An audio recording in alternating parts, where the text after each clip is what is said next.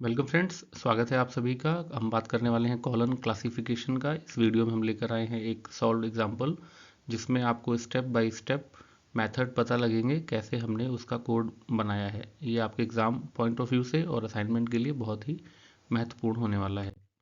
और जो इस वीडियो में पहली बार आए हैं, पहले वीडियो यही देख रहे हैं, तो उनके लिए एक रिक्वेस्ट है कि वो जो इसका पार्ट 1 और पार्ट 2 है कॉलन क्लासिफिकेशन का, वो ज़रूर देखें ताकि उनको पता लग जाए कि कॉलन क्लासिफिकेशन कोड कैसे बनाते हैं। और ये सारी वीडियोस जो सीरीज़ में आ रही हैं सॉल्व एग्जांपल स्टेप वाइज, ये आपके असाइनमेंट और एग्ज़ाम्स के प्रैक्टिस के लिए हैं। तो एक क्विक रिवीजन, ये बनाया था scheme doctor S R Ranganathan ने। पहला एडिशन आया था सन 1933 में और लेटेस्ट एडिशन अभी 7 चल रहा है। और सबसे ज़्यादा इस्तेमाल होने वाला जो एडिशन है वो 6th एडिशन है जो कि 1960 में है। तो इस चैनल में सभी वीडियो जो कॉलन क्लासिफिकेशन के बारे में है वो 6th एडिशन पर ही बेस्ड है। और इस किताब में पार्ट 1 जो है वो नियम के बारे में बताता है, पार्ट 2 है शेड्यूल्स जिससे हम कोड ढूंढते हैं, और पार्ट 3 जो है क्लासिक एंड सेक्रेड बुक्स। ये कुछ चीज़ें मैं रिपीट करता हूँ अपनी हर वीडियोज़ में सीसी की, ताकि आप इसके टच में बने रहें और आपका नॉलेज जो है वो पक्का हो जाए। ये देखिए आपकी मेन क्लासेस की टेबल है जिसमें सभी जो यूनिवर्स ऑफ नॉलेज है उसको डॉक्टर एस आर रंगनाथन जी ने यूनिवर्स ऑफ नॉलेज को डिवाइड किया हुआ है। तो मेन क्लास हमारी रहती है किसी भी टाइटल ऑफ बुक की, वो इन्हीं में से रहेगी।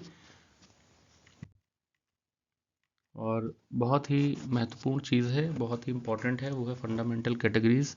अगर आप PMEST के बारे में नहीं जान रहे हैं तो आपके लिए क्लासिफिकेशन मुश्किल हो जाएगी। तो जस्ट क्विक रिवीजन के लिए है, 5 फंडामेंटल कैटेगरीज होती हैं: personality, matter, energy, space, time. और इनके इंडिकेटर डिजिट्स हैं। इंडिकेटर डिजिट्स हम उन्हें कहते हैं जो हम सिंबल इस्तेमाल करते हैं उन फंडामेंटल कैटेगरीज को डिनोट करने के लिए। तो आप देख पा रहे हैं पर्सनैलिटी के लिए कॉमा, मैटर है सेमी कॉलन, एनर्जी के लिए कॉलन है, स्पेस के लिए डॉट और टाइम के लिए इन्वर्टेड कॉमा। और सिंबल इनका PMEST रहता है। और इनका जो सीक्वेंस है कोडिंग में वो भी PMEST ही चलेगा। ये थोड़ा सा डिस्क्रिप्शन दिया हुआ है personality, matter, energy, space, time के बारे में कि हम इन्हें कैसे पहचानते हैं। और मेन है जो बेसिक्स में कॉलन क्लासिफिकेशन के, वो 8 स्टेप्स हैं जो रंगनाथन जी ने प्रिस्क्राइब किए थे, स्टेप 0 से लेकर स्टेप 7 तक। अगर आप स्टेप बाय स्टेप किसी भी टाइटल को सॉल्व करने की कोशिश करते हैं तो आप आंसर तक ज़रूर पहुंचेंगे। और स्टेप बाय स्टेप करने से एक और सॉल्यूशन हमें मिलता है कि हमसे गलतियां बहुत ही कम, गलतियां होने के चांस कम हो जाते हैं। तो आइए शुरू करते हैं आज का वीडियो, जिसमें हमने एग्जांपल लिया है सिंथेसिस ऑफ गोल्ड क्लोराइड। तो शुरुआत करते हैं स्टेप 0 से, जो कि रॉ टाइटल का स्टेप होता है। जैसा टाइटल पेज की किताब पर दिया हुआ है वैसे ही हमको लिख देना है। तो हमें इसमें कुछ भी अमेंडमेंट नहीं है, सिंथेसिस ऑफ गोल्ड क्लोराइड हमने वैसे का वैसा ही लिख दिया है। नेक्स्ट स्टेप की बात करें जिसमें हम लेते हैं फुल टाइटल। फुल टाइटल में क्या चीज़ रहती है? बेसिकली जो भी सब्जेक्ट कंटेंट है किताब का वो एक्सप्रेस करे उसे हम फुल टाइटल कहते हैं। जैसे कि सिंथेसिस ऑफ गोल्ड क्लोराइड, इस टाइटल को सुनने के बाद आपके दिमाग में जो भी मेन क्लास उभर के आता है, जो भी सब्जेक्ट उभर के आता है, उसको भी हम ऐड करते हैं और एक्सप्रेस करते हैं लिखने में, उसे हम कहेंगे फुल टाइटल। तो इस एग्जाम्पल में सिंथेसिस ऑफ गोल्ड क्लोराइड, तो गोल्ड क्लोराइड के आगे मैंने ब्रैकेट में केमिस्ट्री लिख दिया है। इससे हमें ये पता लगता है कि ये केमिस्ट्री से ही, रसायन विज्ञान से ही संबंधित कोई टाइटल हमें दिया हुआ है। और स्टेप 2 की तरफ बढ़ते हैं जिसमें कर्नल टाइटल। अब जो कर्नल वर्ड है इसमें क्या करना है हमको, हमें सारी ऑक्सिलरी टर्म्स जो हैं वो हटा देनी है, जैसे प्रीपोजिशन, कंजक्शन, आर्टिकल्स एक्सेट्रा, ये सब चीज़ें होती हैं उन्हें हटानी है। और कर्नल का जो डिक्शनरी मीनिंग है, शाब्दिक अर्थ है, वो सेंट्रल, केंद्रीय या फिर बहुत इंपॉर्टेंट पार्ट होता है किसी चीज़ का, उसे कर्नल कहते हैं। तो इसमें आप देख पा रहे होंगे कि टाइटल में जो है वो है जो ऑफ वर्ड लिखा है उसको हमने हटा दिया है। तो अभी हमारा टाइटल बन गया है सिंथेसिस कॉमा गोल्ड क्लोराइड, और कॉमा के बाद केमिस्ट्री जो लिखा हमने सब्जेक्ट पार्ट। दोस्तों, अगर आपको किसी भी पॉइंट में, किसी भी स्टेप में कुछ समझ नहीं आ रहा है या कोई डाउट या कन्फ्यूजन है तो प्लीज़ आप कमेंट ज़रूर ड्रॉप करें। और मैंने एक ईमेल आईडी दिया हुआ है learn.grow1000@outlook.com, तो वो स्पेसिफिकली पढ़ाई के लिए ही है। आप अपने डाउट कमेंट्स वगैरह कुछ भी उसमें पूछ सकते हैं मेल करके। आइए आगे बढ़ते हैं, स्टेप 3 पहुंचेंगे हम। तो इसमें है एनालाइज्ड टाइटल। इसमें क्या करेंगे, हम सारी फंडामेंटल कैटेगरीज को फाइंड आउट करते हैं, निकालते हैं। अब फंडामेंटल कैटेगरीज क्या होती हैं, जो आप प्लीज़ वीडियो 1 और वीडियो 2 जरूर देखें, पार्ट 1 पार्ट 2 कॉलम क्लासिफिकेशन का। बट इन शॉर्ट मैं बता देता हूँ। जो हमने PMEST की बात की थी, personality matter energy space time, इस टाइटल में हमको उन्हीं में से फंडामेंटल कैटेगरीज निकालनी है कि जो वर्ड्स दिए हुए हैं टाइटल में वो कौन सी फंडामेंटल कैटेगरीज के अंतर्गत आती हैं। तो हमने जो बनाया इसमें वो फंडामेंटल कैटेगरीज, जैसे सिंथेसिस वर्ड था, तो सिंथेसिस होता है बनाना, कोई चीज़ प्रोड्यूस करना, बनाना, तो वो एक एक्शन ओरिएंटेड वर्ड है, उसमें कुछ काम हो रहा है, तो हमने उसको एनर्जी फंडामेंटल कैटेगरी में रखा है। और केमिस्ट्री हमारा मेन क्लास है। अब बीच में आप देख पा रहे हैं गोल्ड क्लोराइड, इसको मैंने डाला है पी में। अब हमें बेसिकली कॉलन क्लासिफिकेशन में सबसे ज़्यादा डाउट क्रिएट होता है वो पी फंडामेंटल कैटेगरी और एम फंडामेंटल कैटेगरी में, कि किसी चीज़ को हम पी में रखें या एम में रखें, क्योंकि एनर्जी स्पेस टाइम तो क्लियरली इंडिकेट हो जाता है। तो जहाँ भी डाउटफुल रहता है वहाँ पे हम क्या करते हैं, जो रूल दिया है पार्ट 1 का, उसके हेडिंग पेज पे जाते हैं, तो हमको उसका एस्पेक्ट पता लग जाता है कि अगर हम केमिस्ट्री की बात कर रहे हैं तो कौन सा चीज़ किस कैटेगरी में आएगा। एग्जाम्पल के लिए ये आप देख पा रहे होंगे स्क्रीन पर। तो अगर मेन क्लास केमिस्ट्री है, जो कि कॉलन क्लासिफिकेशन बुक की पेज नंबर 1.74 पे दिया हुआ है, तो ये रूल का है। और इसमें आप देख पा रहे होंगे कि जो केमिस्ट्री के अंदर फेसेट लिखे हुए हैं P2E2P, तो टर्म में देखेंगे तो सब्सटेंस, तो कोई भी सब्सटेंस जो है इसमें वो फेसेट P में आता है। हालांकि अब इसमें ये भी, अगर हम बिगिनर हैं तो हम बोलेंगे कि गोल्ड क्लोराइड जो है ये जो है हमारा एक सब्सटेंस होगा। सब्सटेंस मतलब मटेरियल, तो मटेरियल हमारा जो है वो तो एम फंडामेंटल कैटेगरी में आना चाहिए, लेकिन इसमें जो है पी फेसेट में है, तो हम रूल को ही फॉलो करेंगे और इसको हमने पी फेसेट में रखा हुआ है। स्टेप 4 की तरफ बढ़ते हैं। तो ट्रांसफॉर्म टाइटल आएगा हमारा, जिसमें हमें क्या करना है, जो भी हमने लिखा है अभी उसको रीअरेंज करके फेसेट फॉर्मूला के हिसाब से लिखना है। तो फेसेट फॉर्मूला कुछ भी नहीं है, सिंपल आप जो PMEST के सीक्वेंस में ही अरेंज कर दीजिए, उसे ही फेसेट फॉर्मूला बोला गया है।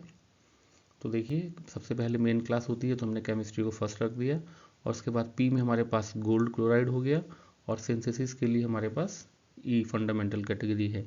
तो हमने इसको लिख दिया है ट्रांसफॉर्म टाइटल के फॉर्म में।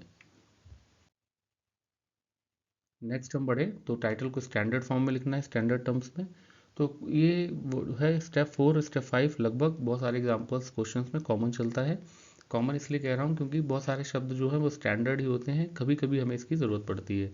तो आप देख पा रहे होंगे कि केमिस्ट्री, गोल्ड क्लोराइड और सिंथेसिस जो है वो सब स्टैंडर्ड टर्म्स में ही है, तो ये वैसे का वैसा ही लिख दिया हमने। अब आता है कि हम कोड कैसे ढूंढें किताब में, जो मेन पार्ट है इस वीडियो का। क्योंकि आंसर्स तो आपको मिल सकते हैं कहीं, लेकिन जो स्टेप और एक्शंस होते हैं अगर हम उनको सीख ले तो हम बहुत सारे क्वेश्चंस को सॉल्व करने के लिए हमारे अंदर काबिलियत आ जाएगी। तो दोस्तों, आप कॉलन क्लासिफिकेशन की पुस्तक ज़रूर मार्केट से ले लीजिए, ऑनलाइन ऑफलाइन ये अवेलेबल है। SR रंगनाथन की कॉलन क्लासिफिकेशन, जो कि 6th एडिशन की है। तो इसमें आप पेज नंबर 2.4 में जाएंगे CC बुक की, तो आपको यहाँ मिलेगा, आप देखेंगे कि केमिस्ट्री वर्ड जो है उसके पहले लिखा हुआ है कैपिटल E। तो हमारा केमिस्ट्री के लिए मेन क्लास जो कोड हो गया वो E बन गया। अब दूसरा है कि हम गोल्ड क्लोराइड को कैसे ढूंढें इस कॉलन क्लासिफिकेशन की किताब में। तो हम स्टेप बाय स्टेप ही चलते हैं, देखते हैं आगे क्या रिजल्ट निकलता है। तो हम पार्ट 2 में चलेंगे, जब हम कोड ढूंढना है, शेड्यूल्स ऑफ क्लासिफिकेशन है। तो पेज नंबर 2.46 में गए तो हमको ऐसा, देखिए आप स्क्रीनशॉट दिख रहा होगा, चैप्टर E केमिस्ट्री, और इसमें गोल्ड क्लोराइड जैसा कुछ भी डायरेक्ट नहीं लिखा हुआ कि हमें गोल्ड क्लोराइड का कोड कोड ही मिल जाए। तो हमने ढूंढा, हमें मिला 118 पर गोल्ड। और ये किसके नीचे था, नंबर 1 जो है इसमें सबसे ऊपर देखिए, इनऑर्गेनिक सब्सटेंस में गोल्ड मिला है हमको। तो हमने अभी के लिए गोल्ड का कोड लिख लिया है 118। ऐसे ही हम थोड़ा और इसमें नीचे गए इसी केमिस्ट्री लिंक में, तो हमको क्या मिला, क्लोरीन मिल गया। तो क्लासिफिकेशन में एक इम्पॉर्टेंट चीज़ ये है कि जैसे केमिस्ट्री है तो आपको थोड़ा बहुत केमिस्ट्री का भी हल्का फुल्का नॉलेज रहना चाहिए, बेसिक्स, कि वो क्यों ज़रूरी है वो मैं आपको बताता हूँ। तो क्लोरीन के लिए हमको मिला है 171, तो हमने क्लोरीन का भी लिख लिया 171। लेकिन जो टर्म है गोल्ड क्लोराइड, ये हमारा कॉम्बिनेशन हो गया। गोल्ड गोल्ड क्लोराइड हमें बनाया हमने गोल्ड और क्लोरीन की मदद से, लेकिन फिर भी हमको गोल्ड क्लोराइड का कोड नहीं मिला है, तो हम इसमें रूल फॉलो करेंगे। अब हम गोल्ड क्लोराइड टर्म कैसे बनाएंगे इसको हम देखते हैं। गोल्ड के लिए 118 मिला था, क्लोरीन के लिए 171। तो हम जब 1.75 गए रूल्स में, तो उसमें एक दिया हुआ है एग्जांपल, एक नियम बताया हुआ है। जैसे आप देख सकते हैं, if a book deals primarily with a salt it's substance number should consist of the digit 4। अगर कोई चीज़ बनती है सॉल्ट या हमारा जो रहता है एसिडिक एलिमेंट, तो इनको जोड़ने के लिए सबसे पहले हमको एक डिजिट इस्तेमाल करना है, सब्सटेंस डिजिट बोलते हैं उसको, सब्सटेंस नंबर। तो हमें 4 नंबर जो है वो आगे लगाना है। तो इस केस में क्या किया है, गोल्ड क्लोराइड जो है उसके पहले 4 लगाया है, और जो गोल्ड और क्लोरीन का है 18 और 71 देख पा रहे होंगे उसको साथ में लिख दिया है। और जो 1 को मैंने येलो से इंडिकेट किया हुआ है, उसमें क्या है, 1 कोड किसका था, इनऑर्गेनिक सब्सटेंस को इंडिकेट करता था। अगर हमें केवल सब्सटेंस लिखना होगा तो हम 1 को इग्नोर नहीं करेंगे, लेकिन हमें गोल्ड क्लोराइड बनाना है, तो हमने जो मेन इसका कोड है गोल्ड का 18 और क्लोरीन का 71, उसको हमने लिख दिया साथ में रूल के हिसाब से। हमने एक डिजिट लगाया 4, तो हमारा फाइनली जो है गोल्ड क्लोराइड का कोड बन गया 41871। इसी प्रकार से आप और भी एग्जांपल्स, जैसे कुछ क्वेश्चंस आता है सोडियम क्लोराइड, तो आप उसको कैसे बनाएंगे वो आप कमेंट में ड्रॉप करिए। ऐसे ही चीज़ें, आप सॉल्ट का कोई क्वेश्चन आता है तो आप प्रैक्टिस करते रहिए, उसी से मास्टरी मिलेगी आपको। तो अभी के लिए हमारा कोड हो गया 41871। तो नेक्स्ट स्टेप में हमारा आता है कि हमें अब टर्म फाइंड आउट करना है सिंथेसिस। जो हमारा लास्ट टर्म बचा है इस टाइटल में, सिंथेसिस हमारा एनर्जी एस्पेक्ट में है। तो हम पार्ट 2 में जाएंगे, schedules of classification, page number 2.49 पे अगर आप देखें तो आपको दिखाई पड़ेगा 4 और सिंथेसिस, यानी कि सिंथेसिस का जो कोड दिया गया है ये रेडीमेड कोड है नंबर 4। तो सिंथेसिस के लिए हमें ज़्यादा परेशानी नहीं हुई, हमें कोड मिल गया 4। तो सिंथेसिस ऑफ गोल्ड क्लोराइड में क्या है, title in focal numbers. Focal numbers हमारे देखिए, इसमें क्या करना है, टर्म को जो है वो क्लास नंबर से चेंज कर देना है। तो जैसे कि ई जो है हमारा वो है मेन क्लास 418171, ये हमारा पी फंडामेंटल कैटेगरी में जो हमारा था गोल्ड क्लोराइड उसका कोड है।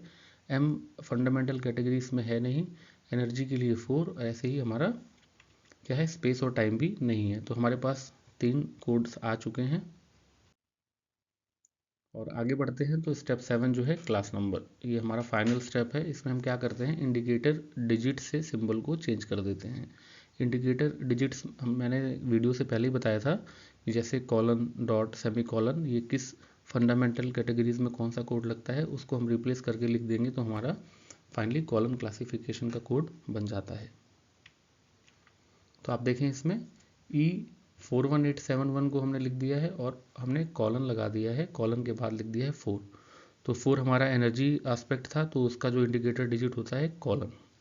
तो हमारा फाइनल कोड बन गया सिंथेसिस ऑफ गोल्ड क्लोराइड के लिए, कैपिटल ई 41871:4।